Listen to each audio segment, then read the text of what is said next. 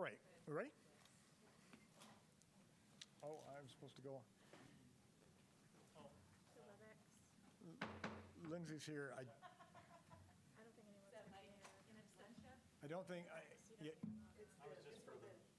I don't think Roxy, I haven't heard anything from Roxy wanting to log on, and Christine not as well. All right, thank you. I will go ahead and call today's meeting of the Policy Committee to order. Policy Committee Chair Kushner is out of town at the moment, and so as Vice Chair, I'll be chairing the meeting for today. So welcome. The first item of business, well, let me first apologize for starting a little bit late, but we had some really important discussions in Safety and Security Committee, and that's why we're running a little late. Yeah, but anyhow. All right, so the first item of business for us is approval of the minutes from the 8/30/22 Policy Committee meeting. Do I hear a motion to approve those minutes? Excuse me, before we start, Chair in absentia Martin. Yeah. I would like to motion to amend the agenda. Okay. I want to take item 7 off the agenda. Item 7, the political activities? That's right. Okay. We'd asked for some additional work to be done on that, and I don't know that that's been done. Okay. Is it something that we should have any conversation about so that staff knows, or you want to have that conversation privately? I don't think we've had that conversation yet, so that's why I was stunned to see it on the agenda after we said it was going to go back to the committee. So, okay. Right. So the question is this coming back to the committee to discuss those revisions? Or what I'm trying to decide is, what I'm trying to hear is, are there conversations that we need to have about that? Right? We're not here to approve the policy or not. Are there conversations that we need to have in this meeting about the policy, or right, we don't have, right, it is not given that just because the policy is on agenda, it goes on to the board for vote. So my question really is, are there points that need to be discussed, because we can only discuss in committee in public, or are you suggesting that there are things that we discussed in the past that were not incorporated into this version, and then we need staff to go back before it comes back to committee? Does that make sense? I understand the question. So looking at the Précis, I see that the recommendation for action was committee approval as requested, but we had several questions about First Amendment, restrictions on activities, questions that we had asked the board counsel about to address, and I see revisions, and I was expecting more of like a presentation about some of these actions that we could or could not take before we were asked to approve a new draft. That's why I thought this was premature to be on the agenda requesting approval at this time. Well, I can ask Jonathan to speak to that. I know that you worked with our staff. We did make revisions given the recommendations and discussion that happened at the last policy committee. And I know that they were made in consultation with our attorney. And I understand there's a motion to remove it, and so if there can be a second or what have you, that's fine. Certainly the board's prerogative whether to consider this in policy or not today. There have been some changes that the revisions were designed to, and worked with HR staff on them, and with Neil, who was at the last policy meeting, designed to try to address some of the questions that came up. But that said, Vice Chair Haggerty, again, I wasn't at the meeting, if there was a thought from the board that there would be more like a legal presentation about this topic first, and then from that, it would then generate more, the board would have sort of more information or knowledge to then work on the policy, then that's something that we certainly can do. And if that's the pleasure of the board, then it's no problem for this not to be considered today, and you guys can move forward the motion, and then we can work towards providing sort of more of a legal update or presentation about what is the law regarding these issues, which are important issues of the balancing of staff's rights and interests with respect to expression, and as well as the school systems. And so have no problem doing it that way if that's the pleasure of the board. Okay, so then, Mr. Chair, as a matter of parliamentary procedure, there is a motion on the table, and I'm prepared to discuss the motion if there's a second to it. If not, I can pull the motion, we can wait for this to come up on the agenda, and then I can discuss it then. But I'm not in favor of moving forward with this policy at this time with the amount of conversation that we've had for many of the reasons that were brought up during our board meeting about, well, and again, I don't want to debate it yet unless it's appropriate. Right, absolutely.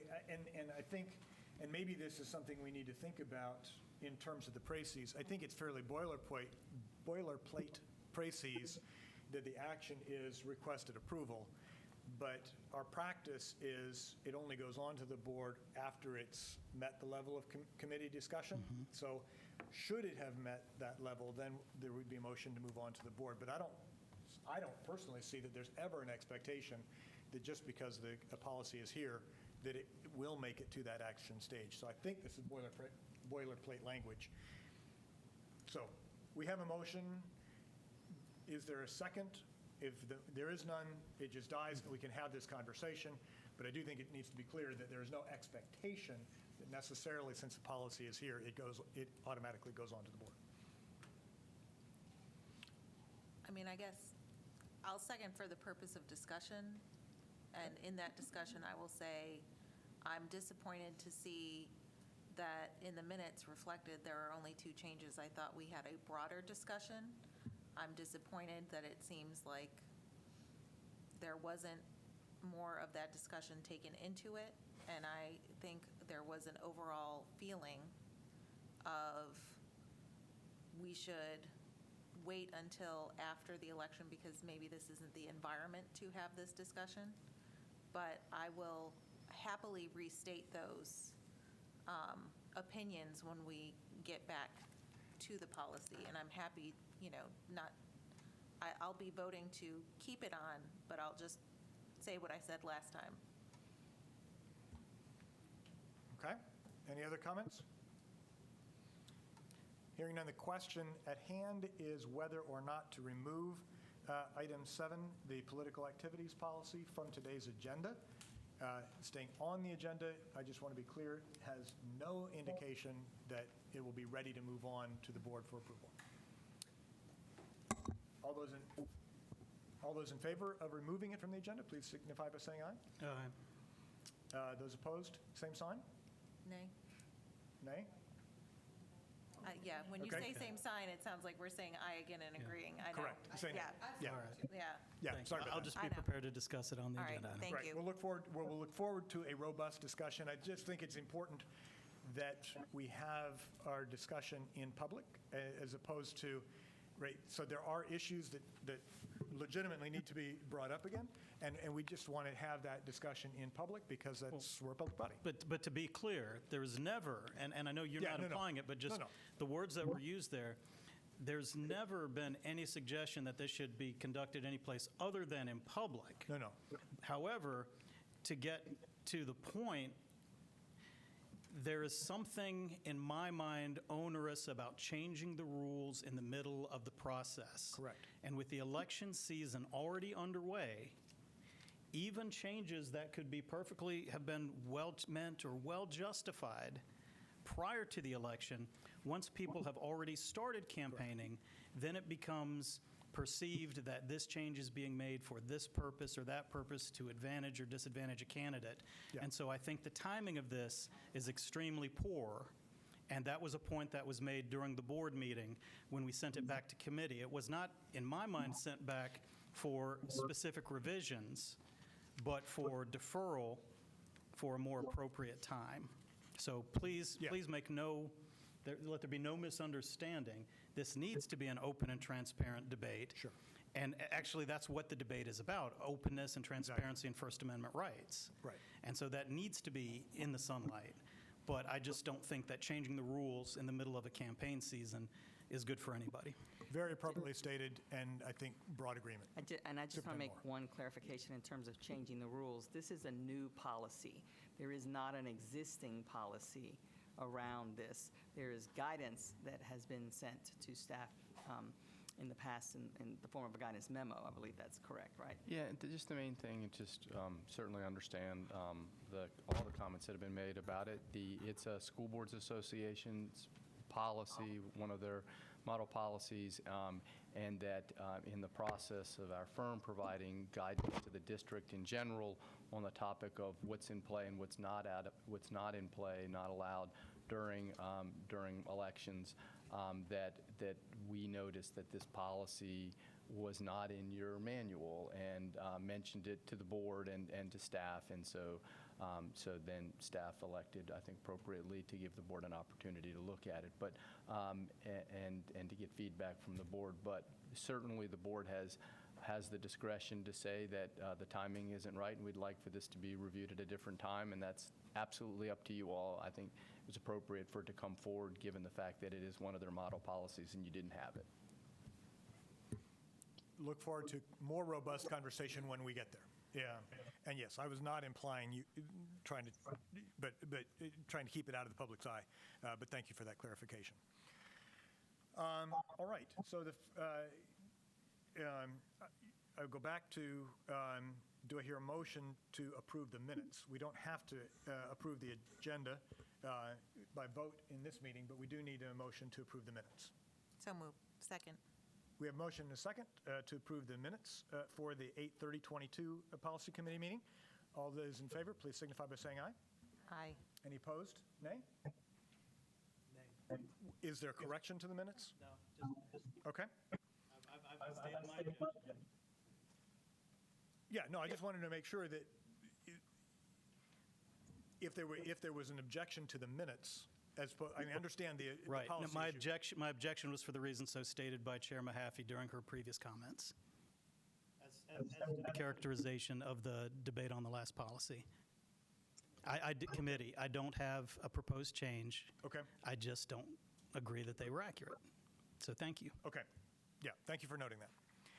All right, well, the minutes have passed, and we will, again, look forward to more robust conversation about the policy in a few minutes. All right, the first thing on our agenda is RNP 23102, and just as a reminder, RNP is not something that we as a board vote on. It is something that staff determines, but because we've had the robust discussion on online instruction, we did ask for the RNP to come to the board to be aware of what's going on. We obviously can make recommendations to staff, but this is RNP, so. Yes, sir. Thank you, Dr. Martin. Good afternoon, everyone. Dr. Martin, Board Chair Mahaffey, and Superintendent Moore. As a follow-up, as Dr. Martin was just referencing to discussions that began, I believe, at the first August work session and also last month's policy committee meeting, we are bringing a recommended revision to RNP for Policy 3102 on online instruction. Broadly, this is part of our effort, as you're well aware of at this point, to ensure we're in alignment with emergency remote instruction parameters that are outlined in Senate Bill 671.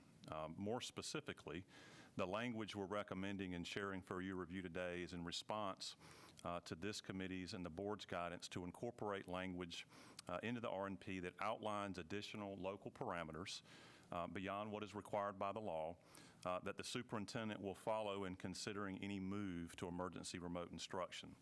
To that end, you'll see in the revised RNP that we've added a section 2 titled, quote, remote instruction during emergency situations, end quote, that states, in addition to the emergency parameters outlined by law and in Board Policy 3102 online instruction, the superintendent will consider the use of remote instruction days only in circumstances where all bank days and work days have been exhausted for the applicable instructional calendar and when scheduled vacation days or additional school days would be the last remaining option for use as makeup days. As you know, last Tuesday, the board approved the first read of the revised 3102 online instruction policy, as Dr. Martin again referenced, with the understanding and operating assumption that the revision to the RNP would be shared prior to requesting final board approval of the updated policy next week. One final note that will just make mention of the RNP that you see, similar, I think, to what Mr. Haggerty mentioned last week regarding, I think it was policy 3300 on school calendars. There are likely some additional areas that, in reviewing the policy for the purpose of this, incorporating this technical language, that we're going to be going back and revisiting just for update and alignment. Just wanted to draw that to your attention. But our primary purpose and objective today, for the sake of timeliness and efficiency, is the single adjustment to the new section there at the end. So I'm happy at this time, Lauren and I are, to answer any questions or share any additional information that you may have. Thank you. Questions, comments, concerns? Ms. Carter? I just want to thank you for adding, and I have concerns about remote learning, but I do appreciate the additional parameters that have been added. They're very clear to me, so I appreciate that. Great, thank you.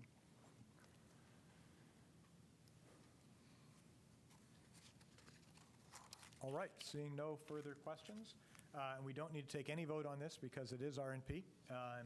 But likewise, I think we all express thanks for clarifying and bringing this RNP.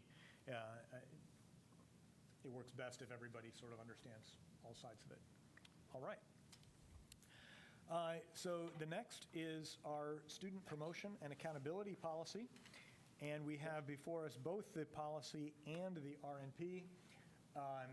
A lot of what I see in the RNP is again, reflective of the policy. So suit yourself as to how best to handle it. It may be best to talk about the policy first and then look at the RNP, but if it makes more sense to bring them together, please bring them together. Yes, sir. Thank you, Dr. Martin. And I think we'll attempt to tackle the policy first and then get into the RNP. I will just reference, you may recall back in late April, May, we brought before this committee that eventually resulted in an updated policy, some technical changes to align with new state statute into 3420 on student promotion and accountability. In Section D, back in May, I think we incorporated information on reading camps, individual reading plans, the Digital Children's Reading Initiative, and literacy intervention plans. So there's kind of a whole new section that we added back then. And so that's the last time the policy was updated. And at that time, we did note that this was a policy that we would be continuing to review. And this is one where, particularly since the RNP is one that remained housed in the old manual under 5530. So this is quite transparently on the pre-pandemic to-do list that we're circling back to. And so that's part of the discussion today, and one of the reasons, Dr. Martin, we're bringing both the policy recommendation along with the RNP. So our intent with this today is to first review the policy and share a couple of recommended revisions, and then follow up with a review of the draft RNP that we'll plan to migrate over to the new manual once it's been finalized. So starting first with the policy, we'll draw your attention to Section A, where we've recommended a couple of changes. You'll note in the first sentence, the recommendation is to amend the language to say, quote, "The superintendent shall develop proposed promotion standards and a process to be used in determining a student's readiness to progress to the next level of study, and shall submit the standards and processes to the board for information as updates and revisions occur." And we can talk a little bit more about that in just a few minutes, obviously. And then a related adjustment in the same section then says, again in Section A, I think the last sentence would read, "Principals have the authority to promote or retain students based upon the standards developed by the superintendent and any applicable laws or standards set by the State Board of Education."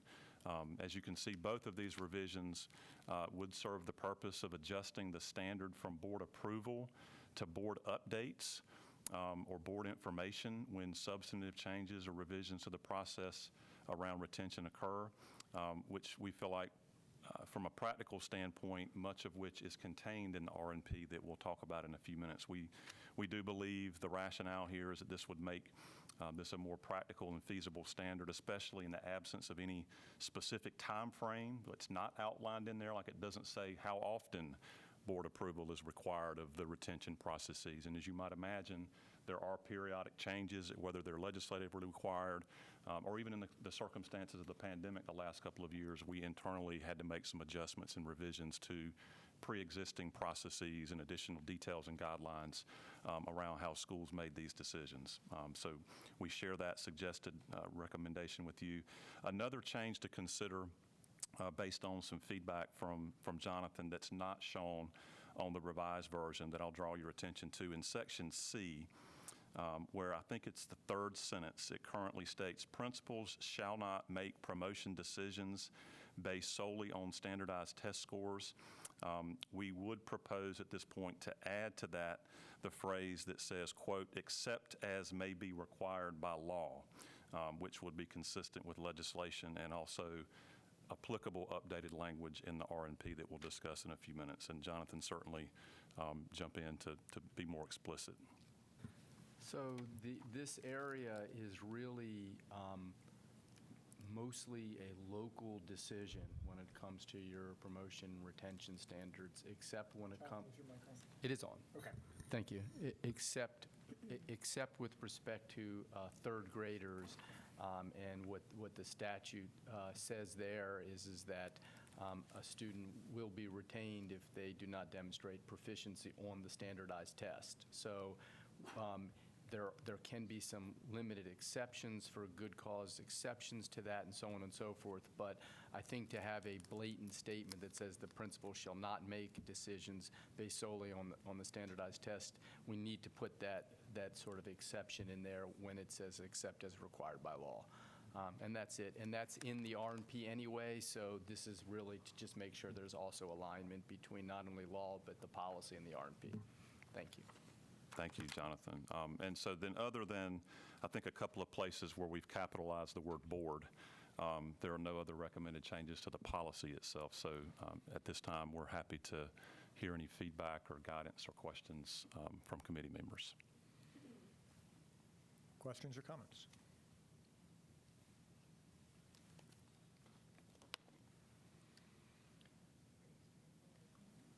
So I will ask a little bit.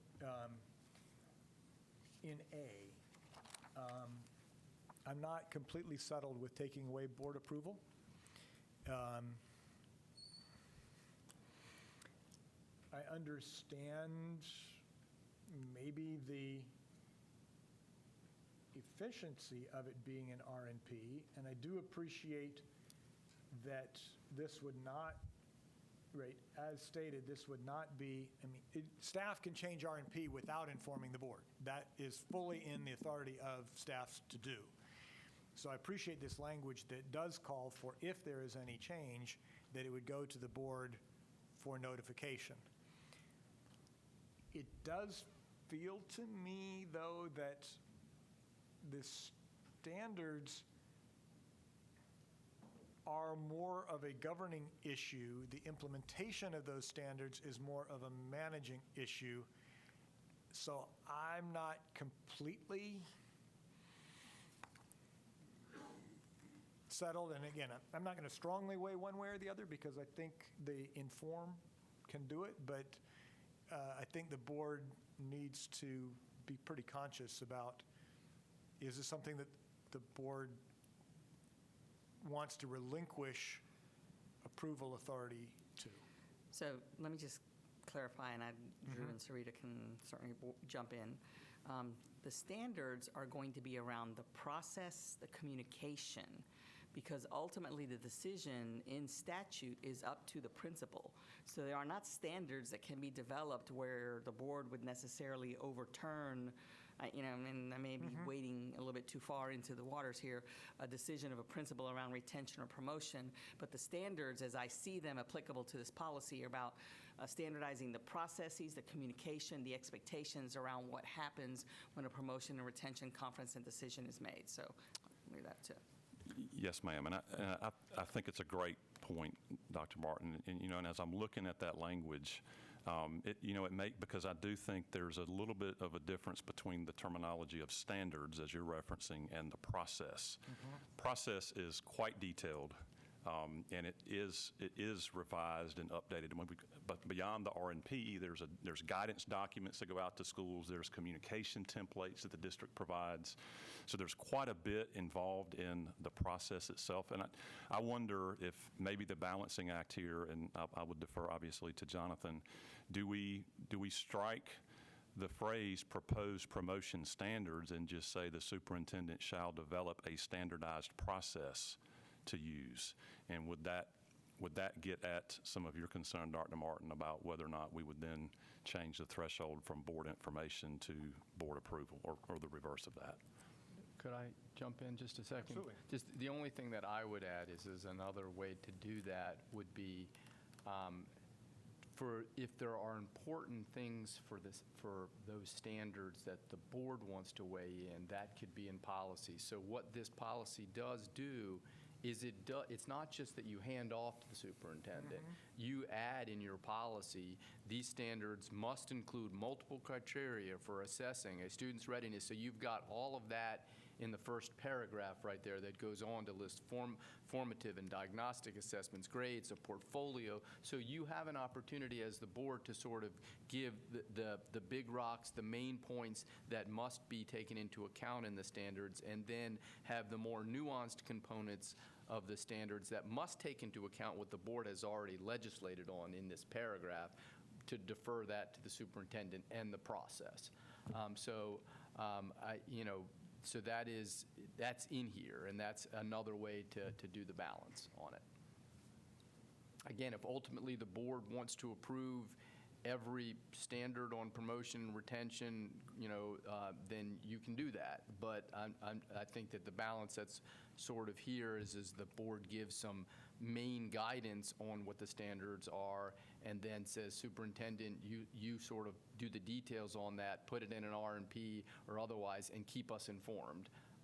So that's just. Is another way to say that, is there anything missing from that first paragraph? Right. Is there anything missing that the board wants to add to make sure that the superintendent includes in the standards and beyond what's in the first paragraph? Yes, that's another way to say that. Thank you. So I guess when my question comes up, and again, I'm raising it as a question because I think whenever the board relinquishes responsibility to the staff, I think that needs to be a very conscious decision.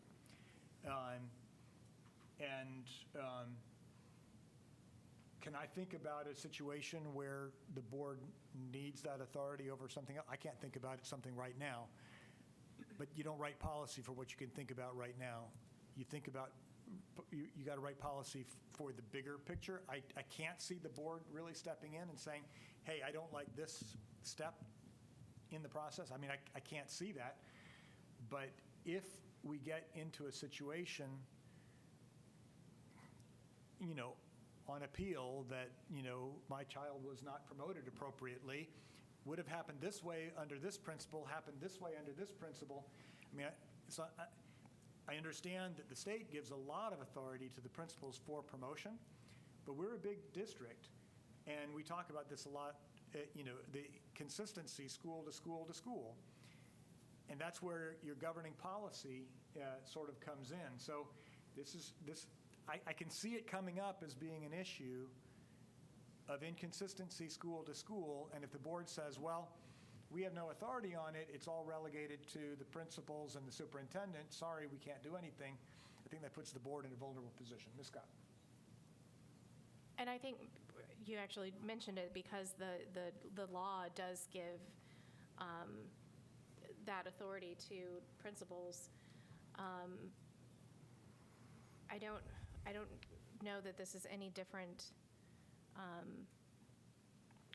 for an opportunity for any other policy that a parent brings a grievance to the superintendent that is then reviewed by the board. I mean, unless you want to have more detail, if we want to have more details about what are those standards, would that be more appropriate for R&P than in the policy, or no? I mean, if you're going to go into like what exactly are the standards? I mean, I guess I'm trying to understand your question, because for me, I feel like this is about as good as we can get given the law. Like, that's my take on this.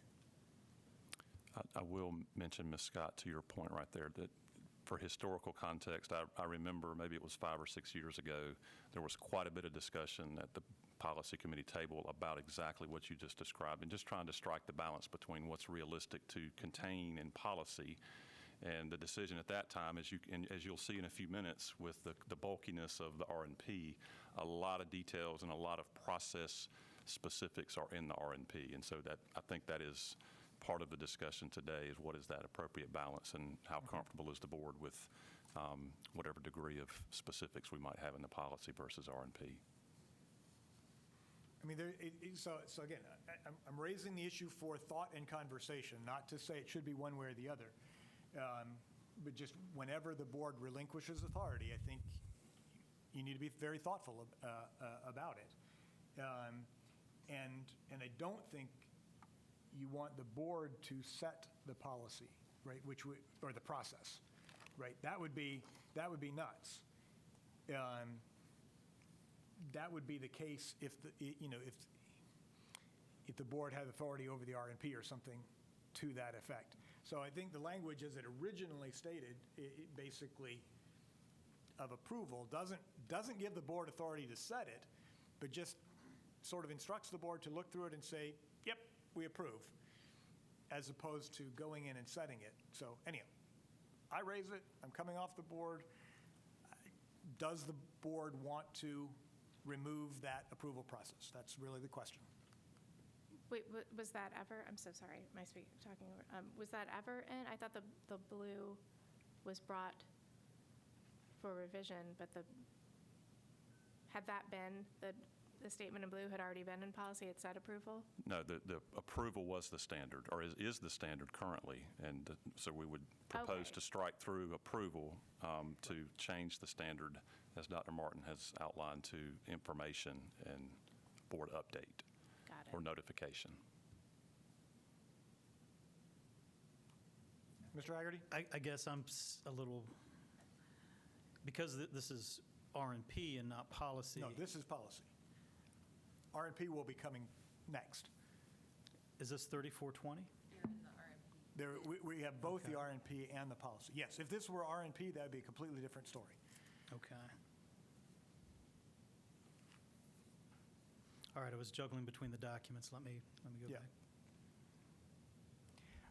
I mean, I'm very serious. I can't think of a situation where it would become a problem, Yeah. but that's not why we write policy.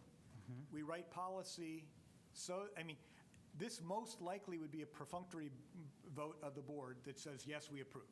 That is most likely what would happen. I can't think of the eventuality, but if you have taken away board approval and something comes up, the board no longer has authority to say, yeah, this is what we should think about. That's my only reason for raising it right now. And if you want to move on, just say, let's move on. I mean, I guess I'm struggling with it, especially because to your point, I do agree, you write policy for what you can't foresee. And like you, I think I initially was like, I'm good, because I couldn't think of like what might be, where might this become an issue if the board isn't included in this process. So in terms of good policy structure, I think you're right. I think you do have to write it, even though we can't foresee where this might be an issue. And like I say, my only thing I can foresee right now is people complaining about inconsistency school to school. And I can see that as coming up. That's the closest I can see right now. So. Right, we can beat a dead horse. Is this something people are concerned about or not? Thumbs up? I mean, I agree that it's a valid concern. I just don't know. I'm just trying to weigh the two, because you'll have people that can come in and that can say, hey, I think these promotion standards are too high or too low. We've had people that, as you've seen, have wanted to change class rank, have wanted to change student honors. Parents come at this from many different viewpoints. They don't all agree. In fact, they often disagree. So when they come to the board and ask the board to approve these, if we have to throw up our hands and say, well, we can't do that, that's the superintendent, then what option do they have, because if we're the elected board and we're supposed to be representative of the will, is this something that should be shaped by public will, or is it something that should be shaped by education policy and state law? And I just don't know. And Herein that's, is the exact yeah, question. yeah. Does And the so how do board you- want to have any authority in this in this conversation? That's the question. I just would want to just say one more, go ahead. Ms. Happy, were you going to say something? No, I'm just, I'm just simply stating, and do we have any authority, or is this just, I don't think we do? I was just going to state, just again, just for purposes of just overall clarity, the board can put at the higher level the standards that you want, and that's what's in A. So like that you guys have said, these are the things that must be considered as part of the standards. The question, for example, would be, if you look at A, when there's the whole list of the things that should be considered as a part of determining promotion decisions, it would be accepted standards for assessing developmental growth. So let's say that the superintendent and staff are looking at, we need to have a more specific developmental standard in assessing developmental growth. Is that something for a fifth grader? Is that something that would need to come to the board for approval or not? So it's a question of how deep do you want to go? And just on clarification, the language in the first paragraph comes from DPI, policy, statute, Yeah, the multiple criteria, all of that stuff? A lot of that's in the model policy from the School Boards Association. Okay, which is based on what is in, No, so that's the whole thing, that it's surprising, that's what I was saying, it's surprising the lack of statute and state board policy dictating this. The policy reads as though you would think this was coming from statute and it was coming from state board policy, but it's not. It's coming from the School Boards Association. Again, what the state board policy says is that there should be standards around mastery, And then multiple and beyond that, it's the third grade. It's the third grade, trying to stop what they would call social promotion and saying that if you're not proficient on the third grade standardized test, then you're going to be held back unless you fall into one of these exceptions. That's really, in a nutshell, kind of the existing body of law on that, and the rest is sort of left. and this does not apply to high school, the Carnegie Unit promotion standards. Those are well-defined in state board policy, correct? I mean, what it takes to move from 9th to 10th, 10th to 11th, 11th to 12th. Yeah, the process for high school was much more explicit, just Yes. based on credit earned versus K-8. But the principal is still the arbiter of that. And the statute, the one thing is the statute says that the principal grades and classifies, and classify. that's a statutory authority for the principal. Ms. Mahaffey? So then in answer to your question, Dr. Martin, if we don't set the standards, I think we should be updated as revisions occur, but if we use the word approval, I worry that it will make folks think that we are in charge of that, in which we are not. And so I'm satisfied with the language and the revisions that are brought to us, and I think they're more clear and transparent. Mr. Hagerty? If I could just ask the superintendent a question. I mean, given all of the guidelines that you have to follow and all of the different parameters, how much discretion is there in the setting of these? So it's what we ask schools to do, because somewhere, maybe, I don't know if it's in DPI policy or where it comes from, they do ask us about using multiple criteria, or maybe the statement is that it can't be based on the score of a standardized test alone. I think that is somewhere. And so our principals, and they use multiple criteria, and a lot of this is also established at the PLT level at the school, where they work together on their formative assessments and how they collaborate on what that looks like. I don't think that there is any neat way to standardize across the district that really starts getting into grading practices and teacher autonomy and how they know their students best and that sort of environment. So what we ask them to do is to be able to clearly explain how they make those decisions and where they've come from, establish expectations at the beginning of the year with families. And the requirements that we have in place include conferences and notifications and meetings that involve a variety of stakeholders, including the family, in order to make the best decision moving forward. It's a process that works fairly well. I don't think you see a lot of concerns that come from it, but when parents do have a concern that comes from it, they will generally start at the school level like they do with everything else, where there will be a review of how that decision was made. It could get escalated to the area superintendent or academics and Drew's team. But it is not something that would likely end up in the board's lap. You don't see those very often. I don't know if you've ever seen one. Just to follow up, I mean, and I think it's that last sentence, has this ever come up to a board-level discussion during your tenure? Either Well, I think. as I think- superintendent or prior? So I think that it could come through maybe in a complaint process. I don't think it meets the standard of a grievance process, but it does come through the complaint process. It can come to the board that way. And I think that has to do with the statute that provides principals with the leeway to grade and classify. Okay. And there are, I mean, I know that I have been involved in a number of different roles, whether it was as a principal, an area superintendent, or the deputy, in conversations with school leaders and others about how decisions were made and how they are communicated. Well, good, robust discussion. I think I'm sensing the general sentiment is to leave the text as recommended by staff. Is that a correct read? Okay. One other question that I will raise, and this is in FC, which is not what anything related to the revisions, but it's something we've talked about before, and I think it's worth raising again to think about, is, so if a person repeats the course because they wanted to learn the more material to increase their understanding, then both the original and the new course grades will be recorded on the transcript, and both will count toward the GPA. If, however, and I didn't write down which section it is, if, however, the student fails and does not receive credit, then both are recorded on the transcript, but only one counts toward the GPA.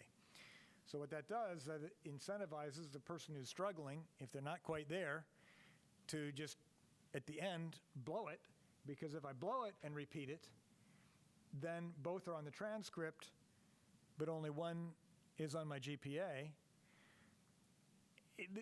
There's no easy answer here, but I just want to flag it as something to continue to think about, because I think it's disincentivizing the learning that we want to do. We don't want to get into a situation where you just get to retake a course to up the GPA. And, so I've got a B+ and I want to take it to an A+. Right? So that is where you run into trouble if you have it sort of open, that the repeat gets the higher score. The flip side is, I think we're disincentivizing the struggling student. So I just, again, want to raise that. I don't have great language. I don't know if it's something we want to address now, but I raise it for something to think about.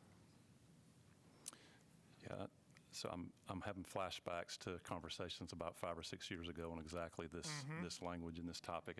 And Superintendent Moore, I'm trying to remember the nuance of some of that discussion. What I do recall is exactly what you just described, Dr. Martin, is that there are pros and cons with incentivizing and disincentivizing, intentionally, unintentionally, with how we craft that language. And I think, you make a good point. It's one where it's a razor-thin edge between what is most helpful and productive for kids, while at the same time doesn't create unintended consequences, right? So we're happy, and realistically, even after today's discussion, getting into the R&P, we've got some additional work with R&P and just promotion retention standards as we prepare for those conversations with schools going into the spring.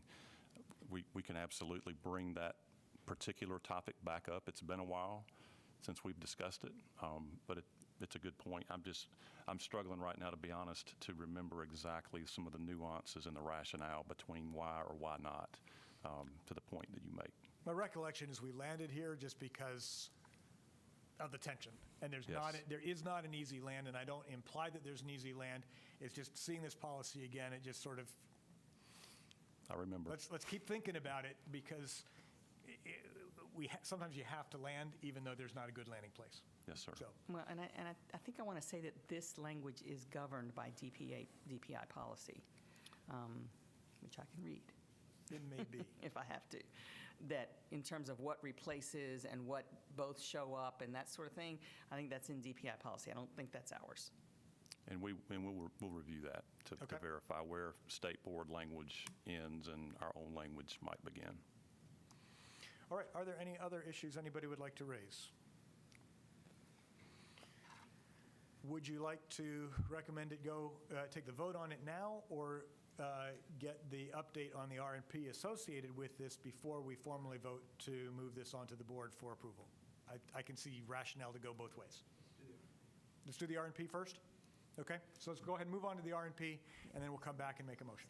Yep, and I think as we get into some of the details of the RNP, it may be helpful in thinking about maybe a thought that you didn't have that could be in policy that you don't have right now. So we'll take a look then at the draft RNP for 3420, which will, when finalized, replace the current 5530 RNP on promotion and intervention.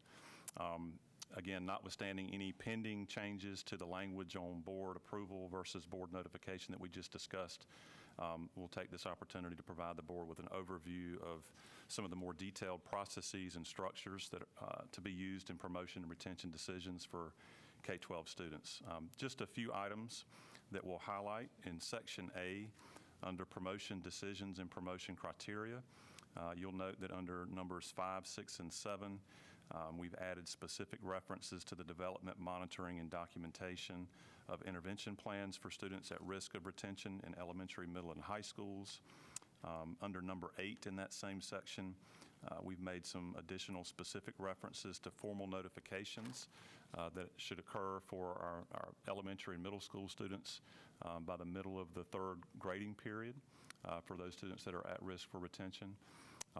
And by the way, in the section on high school, you'll note a reference to an academic recovery plan, which essentially serves the same purpose in terms of notification and communication well in advance of that final report card, just to ensure that there are consistent structures in place with keeping parents and guardians in the loop for any student that might be struggling that is at risk for non-promotion. Then under Section B on interventions and transition teams, there's been some language removed. We've removed some of the older, more generic language that you see there that's been, has the strike-throughs with more explicit guidance on the role, function, and implementation of intervention teams under number 1, and also intervention plans under number 2. A section with details on Read to Achieve camps has been added as part of new Section C.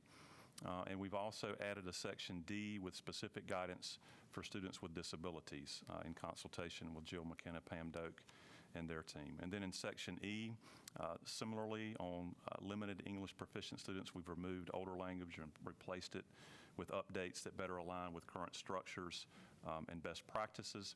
And then finally in Section F under number 1, we've explicitly named some of the factors that principals should consider, again, in making final placement decisions, while also updating the grievance policy reference for current alignment under number 2.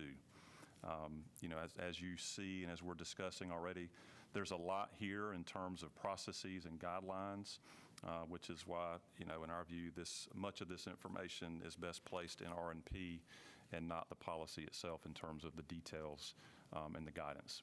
I will note that given the obvious importance, I think, of this topic and what I think we would all agree are the significant implications anytime for promotion and retention, but I dare say certainly right now, you know, coming out of the pandemic, transitioning from response to recovery, from our perspective, it may be appropriate if the board desires to dive deeper into some of these areas, whether that's in a future work session or in another policy committee meeting.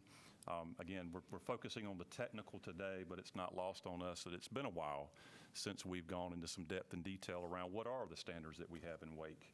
Where do these guidelines come from? What is best practice? How do we ensure that schools are all on the same page and using the same structure, the same timeline, the same communication expectations for whatever the school may be at whatever grade level? And so just wanted to make note that there's a lot here, and it may be, we're certainly prepared if it's the board's guidance to bring back a work session item or a Student Achievement Committee presentation that dives more deeply. I can tell you, I think as part of Dr. McMillan's presentation on data and student performance coming up in October, included in that will be information about retention rates. You know, I think of particular interest when we're talking about graduation rates is the 9th grade retention rate. And so Dr. McMillan will share more information and details on that. So it may be that subsequent to that presentation, some of that data that we share. You may want a deeper dive and a more comprehensive view of some of this work, especially as it may inform decision-making or adjustments to some of our processes as we get towards mid-year and some of those decisions are in motion in terms of communications and guidance that our teams are providing to schools. So just wanted to make mention of that as well, recognizing there's a lot here and probably a lot of conversation that could be had even outside of a policy committee setting if you desire. Ms. Scott. Thank you. I think one of the, a lot of the feedback I hear from parents, specifically regarding intervention plans, in Part A, schools will use district established thresholds when applicable to identify which students will enter and/or exit, et cetera. I think a lot of times I hear from parents who feel their children is at risk academically, but for whatever reason, they're not hearing back from the school that they are. Like there's a disconnect from some families where they feel their student needs additional help. We heard that a lot with math and understood that last summer, 2021 summer, was different from 2022 and what was provided to the district in terms of funds to be able to offer summer intervention programs. And so I don't know if this is the most appropriate place, as you were saying, Mr. Cook, but I think somewhere, somehow, particularly what I hear this mostly from elementary parents, is there a way to better define that or to better define what avenue can a parent then take if they feel the school's not hearing them or not listening to the level of concern that they have about their student? And Yes, ma'am. I mean, this is a lot. This is a lot of change in this RNP. That's just the only thing that really sticks out at me as something I've heard consistently from parents over the years. Thank you. Yes, ma'am, and I think we can certainly incorporate, more explicit language in the RNP. I think I certainly will let Sarita share more information or context for elementary in particular, because I think that's what you were referencing. We've got, and this might be part of that additional follow-up presentation to just make this a discussion in a work session or student achievement.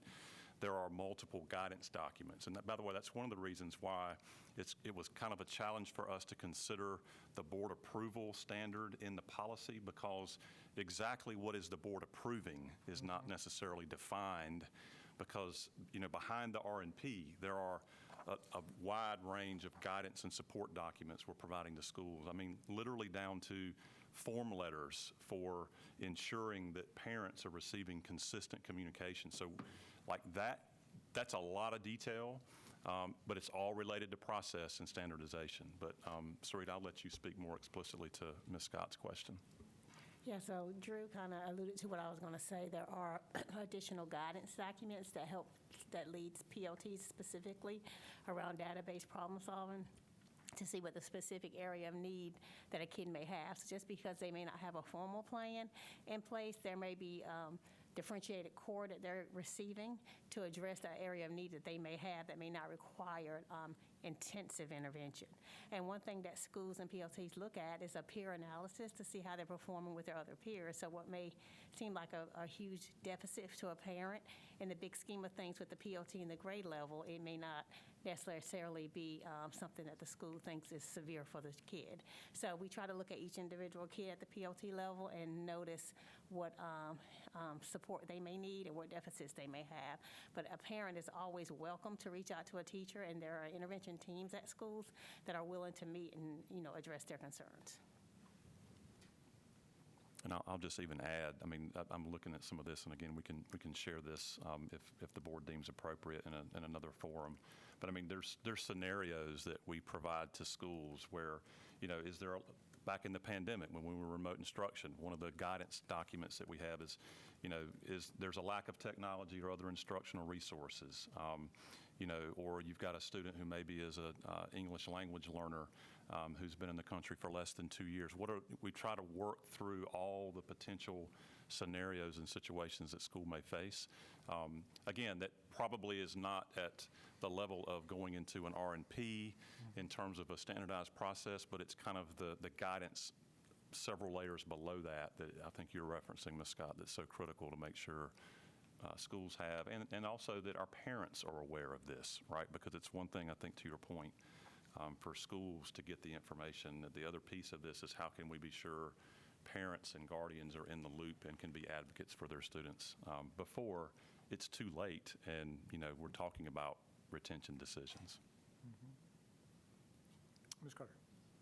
And you just kind of hit on, because what I appreciate adding the formal notification to the RMP, and I do appreciate hearing because I know some of us had expressed concerns about consistency across the district and what is considered, because one person might consider a phone call a formal notification and a voicemail. Others might say an email. Others might, so I appreciate hearing that there is work being done around that, because I do think that is something that I've heard about, and I know you kind of touched on the high school piece, and I feel like I often hear on that side too, not just elementary, that it's too late, because high school, especially if you're in a block schedule, I mean, you blink it sometimes and you feel like it's over, and you reach the point, and so work around that and ensuring that staff is aware and really proactive and not making assumptions, I think is important, and families feeling comfortable to reach out if they are seeing concerns, and even if it might be what might be deemed as early. Sometimes if we don't catch it pretty early in those block schedules, I mean, it can spiral pretty quickly. So I thank you for all the work on this and the additional guidance. Yes, ma'am. Thank you. Any other questions, comments? Thinking through this and listening to your discussion, I mean, it is complex, and there's no way the board should be involved in every little detail of this. The one question came to my mind is, here in Wake County, we have a higher number of credits required for high school graduation than the state requires. Would that decision fall under that? Or does that stay a board decision? I think it's a board decision to have that differential. This is my concern, right? I mean, I don't know that we can sit here and think we've covered everything, but a decision like that, for example, I think the board wants to make, and I don't think you want to relegate it to the staff. That may be outside of this policy, I don't know, but it seems like it could be considered a promotional decision. A great question, Dr. Martin, and I don't want to misquote the policy number, but I think it's 3460 on graduation requirements. Yep. Julie can double check me, but there is language, and I believe we may have even referenced and had some discussion during the pandemic about the 22 versus the 26, but it does, to your point, Dr. Martin, provide explicit guidance on what is the process that can be used if schools make decisions about any student that might qualify for a 22 credit diploma versus the 26. And so that is in policy, but it's not So I guess my referenced here. question is, how or do those two policies talk to each other? Or should they? I don't know. So I think that the reason they're separate is promotion standards are defined. We don't have, the 22 to 26 doesn't impact promotion standards. It only impacts eligibility to graduate. Okay. And so the board does have in policy that it's 26 for our regular comprehensive high schools, but some of our alternative schools use the 22. And I think during the pandemic, we looked at whether or not flexibility was needed based on the ability to access coursework and that sort of thing during the required remote learning that we had. And sometimes we flex off of the 26 if a student transfers from another district or a state or somewhere where they have different standards for graduating. And we can't flex from the 22. That we can't flex from. And what those 22 are, for the most part, we can't flex from. Some of them are electives, but a lot of them are prescribed. So there are circumstances in which something other than the 26 are possibility, but those are individual and infrequent, because the standard that the board has established for our comprehensive high schools is 26. Right. It's just things like that. I mean, our wheels will turn. It's a balance. It is a balancing act. Yes, sir. Basically, promotion and retention is grade to grade, and graduation Is is the end. is exiting district with Sure. graduation. And part of this is tradition, but part of it is a line. But boards have traditionally, at the level of, have you achieved what you need to do to graduate, the boards, that's been a board policy. And moving more from grade to grade is sort of just a close line, right? But that's been more that the board sets some general parameters, and then staff fills in the details about when somebody can move from grade to grade. And that's in part because of the statute that says the principals get to grade and classify. Yep. One minor edit, I think, and maybe I just read it wrong, but in F2, the statement says, "A decision to retain or promote a student, including grade 3 read to achieve decisions, shall be appealed to the board as provided." My sense is that that's a negative decision, can be appealed. I don't think there's a requirement that a decision is appealed to the board, or maybe it's may be appealed to the board. And just clarify that. This is Can you the share again, Dr. Martin? Yeah, it's F2. Second sentence in F2. Says a decision to retain or promote a student shall be appealed to the board. That should be a My may. sense is a may, or if there is a problem, here's your track. But I think just change it to a may would do. Yes, sir. Okay. Noted. All right. Any other items? If I could just weigh in on the good question that was raised about what, is it law or is it local on the issue about if a student fails a course, and then what grade would count. So it's state board policy that if the student fails the class, that the new grade is the one that replaces it. However, on the issue of if it's the student passed the class and is retaking it, that there is local discretion about then how to do that. And so that's probably why you had such a robust conversation in the past, and it sounds like maybe that's something to revisit. So good issue to spot, and sounds like that's something that can be discussed in the future, but that's not dictated by law or state board policy. Okay. All right, good, robust discussion. Is there anything that came out of this discussion of RNP that changes anybody's perspective toward the policy? Seeing none, do I see a motion to move policy 3420 to the full board for first reading? Second. We have a motion and a second. Seeing no further discussion, all those in favor, please signify by saying aye. Aye. Any opposed, signify by saying nay. All right, we will move to the full board for first reading. All right, that Thank you. leaves us then to policy 7720 on employee political activities. As noted in our earlier discussion, I think there are concerns likely about both the language here and the timing, and I think both are legitimate questions.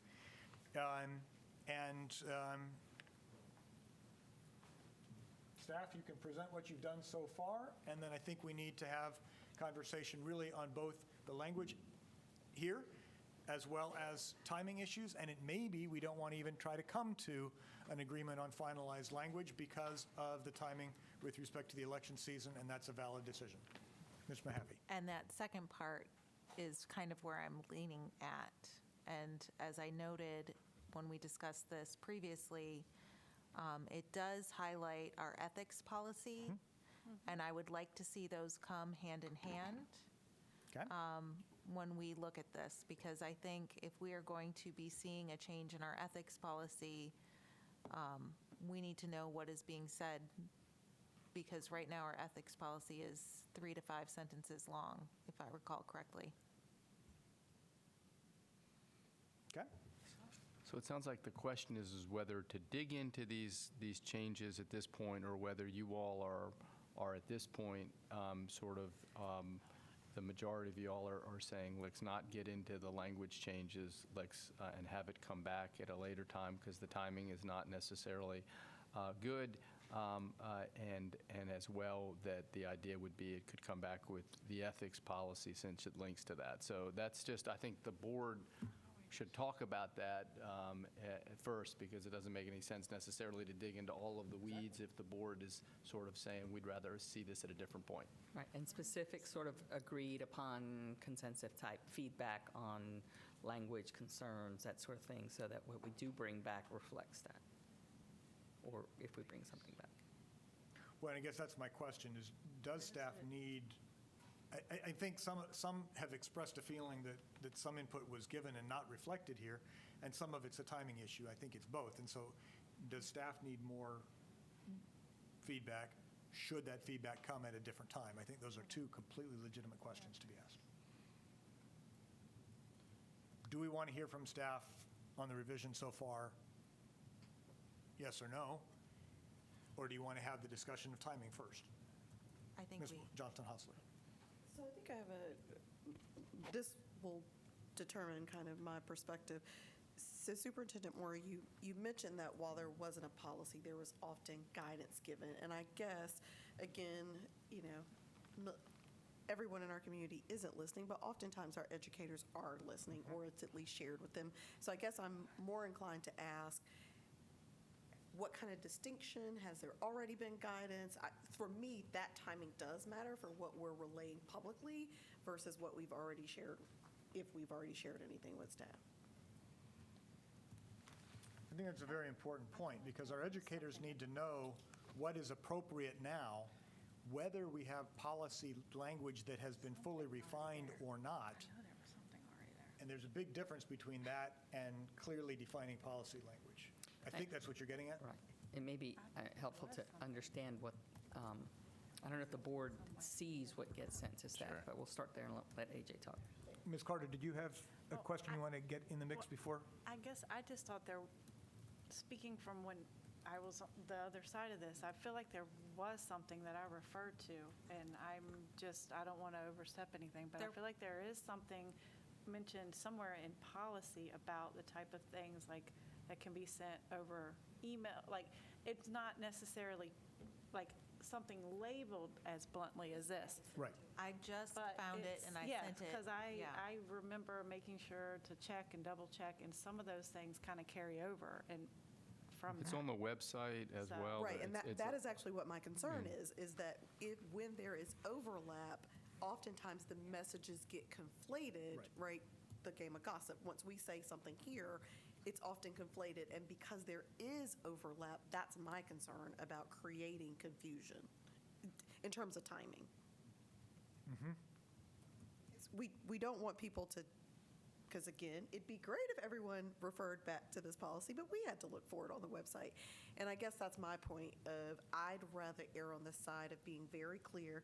This is what guides you now, as we are in a political cycle, right? Versus, here's what guided you last year, and here's what we're talking about, and then leaving it for staff to try to have to be like, is this what they said now, or is this later? And I don't want to cause that level of confusion and anyone run the risk of doing something that we talked about but isn't policy now, or vice versa.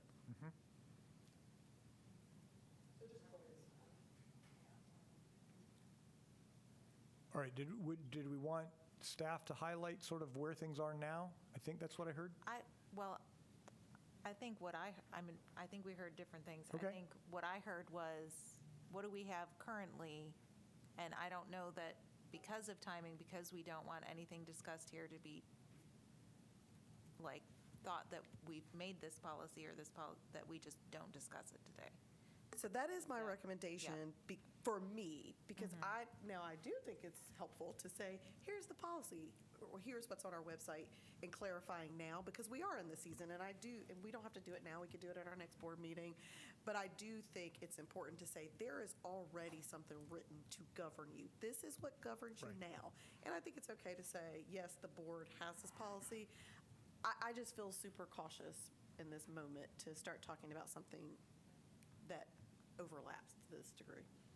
No, I think that's very well stated.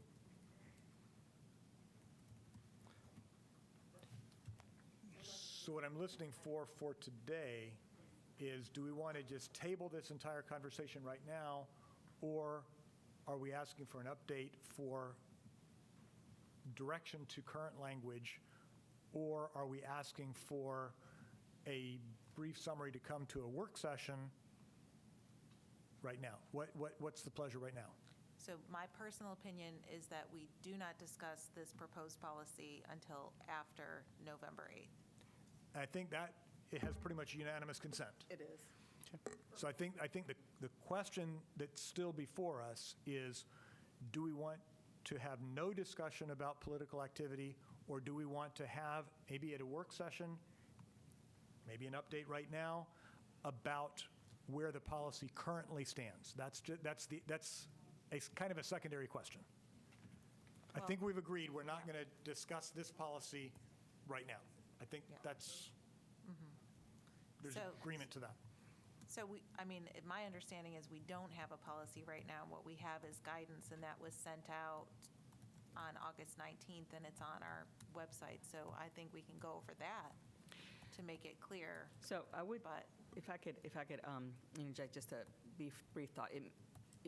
I think not discussing a policy since guidance has already gone out and to not cause confusion around all that process, I completely understand where that's coming from, and wherever the board lands on that will be fine.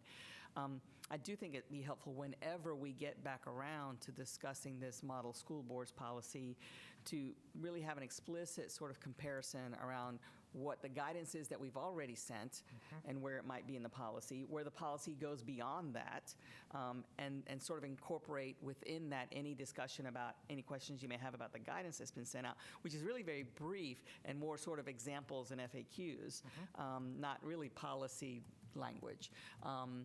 And then sort of do that sort of cross-comparison about what works, what doesn't work, looking at what's in the model school board's policy that goes beyond that or may differ from what we have sent in any way, so that we're sort of covering both of those. Because moving forward, whether it is the policy that guides what we send to staff in the future, or it's still a memo and a reminder maybe with a link to the policy, we'll have to do all of that together. Okay.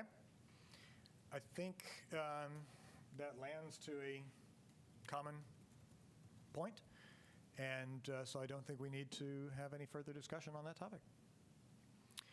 All right, and that is the last item on today's agenda. So we'll call the policy committee meeting today adjourned. Thank you. Thank you.